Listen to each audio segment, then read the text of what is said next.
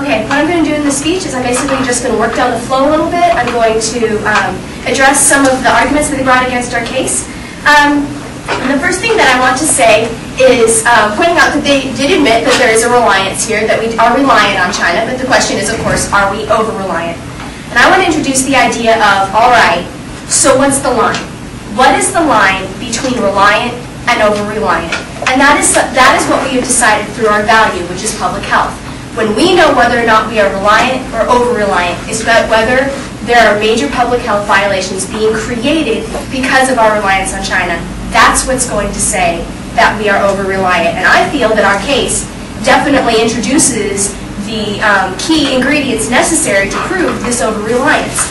So first of all, if over-reliance comes into play when we're sacrificing public health, first of all, our first point was the goods. And they said they really wanted to hear numbers. They need numbers. They need people being injured. All right, so I'm going to just go, first of all, over a couple pieces of evidence that were included in the opening speech and just list some of the things. We do have numbers there. Once again, this is the June 11th, 2007. It's a list of the faulty items. Joseph Farah, WorldNet Daily.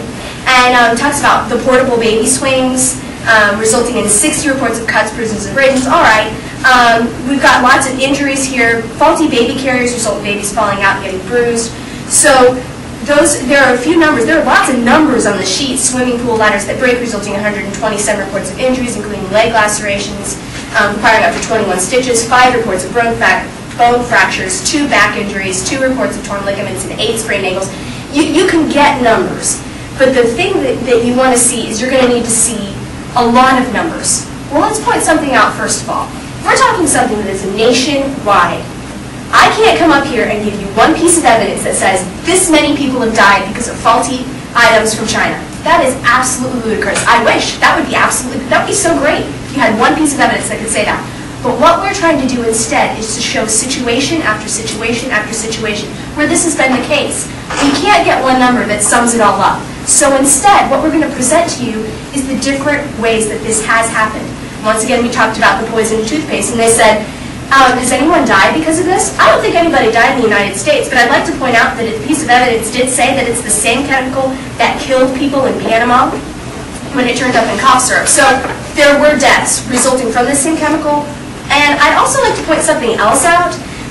They only tested this toothpaste after it turned up in other countries contaminated. This is not something that the U.S. caught first. This is something that other countries caught. The light bulb went on for us, and we decided to look into it. That's a problem. That is being too trusting of the goods that are coming into the country. And also, they wanted to see numbers about how much of the goods we're getting are actually contaminated. Are we actually having problems? All right, let's look at that. June 11th, 2007, this is from the same article that we cited earlier about the list of faulty items. It says, imports from China were recalled by the U.S. Consumer Product Safety Commission twice as often as products made everywhere else in the world, including the U.S. A WND study of government 2007 reports shows twice as many recalls from China as anywhere else. That includes the United States. This is not just, they are a little bit more. You're seeing they're at the top of the list. They are not just at the top of the list. They had the list. There's a gap of about 50 pages under them, and then the next person comes in. Twice as many against other countries. That is definitely a significant amount.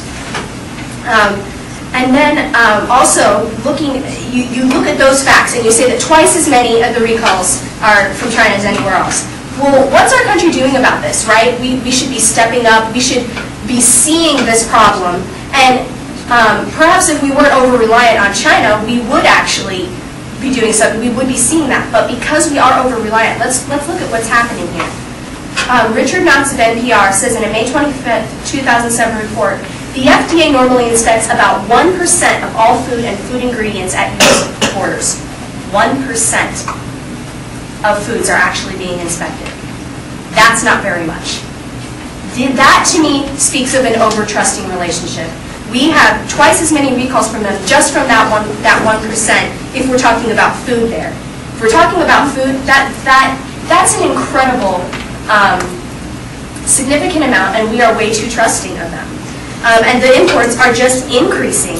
The imports to the U.S. increased in 2007 by 20%, according to Sean Kennedy of NPR. Once again, this increase in imports were twice as many recalls, and only 1% is actually being checked by the FDA. We are way too trusting of these Chinese goods. Secondly, they talked about pollution, and they said that the people are rebelling, that the U.S. is talking to them, and it's a world ecosystem, and we all need to work together. All right, be that as it may, let's look at what China is actually doing.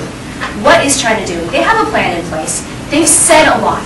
They've said a lot of things. But what's actually happening? I have a piece of evidence here from April 1st, 2009.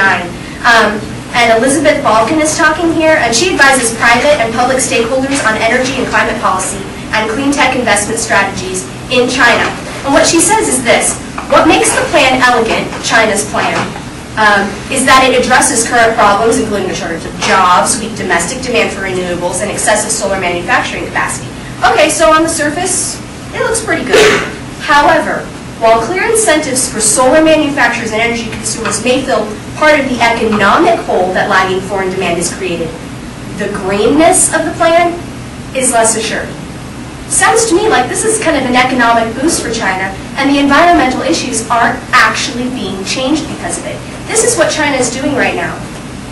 And the fact of the matter is that Chinese pollution is still damaging the world ecosystem, even with this plan in place. March 19th, 2009, we talked again in our opening speech. We talked about this article from the Christian Science Monitor by Jacques Leslie about, he basically covers all of the different areas of pollution, and he talks about acid rain, air quality, untreated waste in rivers, frequent fish die-offs, and the endangering of ocean species. That covers a wide range of pollution there, and that's a fairly recent piece of evidence, and the evidence comes even after China has set up this plan. And the reason that this is so important is because the United States is not giving China an incentive to change anything. If we keep buying their goods, if we keep bringing these goods into the United States, we're not going to be giving them an incentive to change.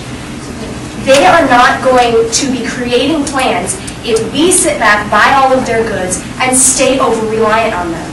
And that is mainly the basic foundation of why the United States is so over-reliant on China. And I'll open for questions.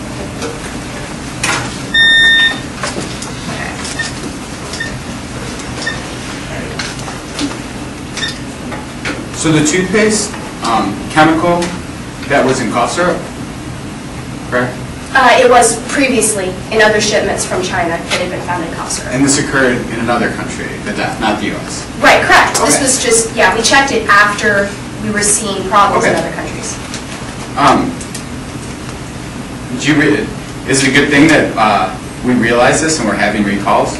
Oh, I would say, it's a good thing they caught it. That would not have been good if that would have gone through. Okay. Is it injuries caused by all of these things, all the numbers that you read? Do you believe that this is significant? I believe that if you look at it on an individual basis, if you take just one instance, it's not going to be significant. What's going to be significant is when you look at them all together. Correct, not thousands, for the ones you read? Oh, I'm talking about, I'm sorry, not instances of a specific injury. I'm not talking instance, I don't mean a specific person. I mean instances where products harmed people. And any evidence of a death from any of these products yet? Not from these, but we do have evidence that does talk about that. That will be brought up in another. Okay, and 1%, and you even admitted that this is a large amount. Do you think this is significant? 1%. You said they've inspected 1%. Oh, I did not say that that was significant. I said that was, what's significant is the fact that they are only inspecting 1%. Do you think it's economically feasible to look at maybe 10%, 100%? What would be a good amount for you? You know, that's something that could definitely be up for debate, what's a good percent. But the fact of the matter is, that's obviously not enough if it shows our over-reliance. Okay. And how much is China spending on cleaning up pollution? My personal, from what I know, is that they are spending a good amount of money. They are trying to make this an economic benefit. Doesn't that show process? It shows that they're pouring a lot of money into something, but U.S. does that too, and sometimes what they pour a lot of money into, it isn't always going to give the results you're looking for. Okay, but they are spending money. Yes, oh, by all means, they're spending money. Okay, thank you.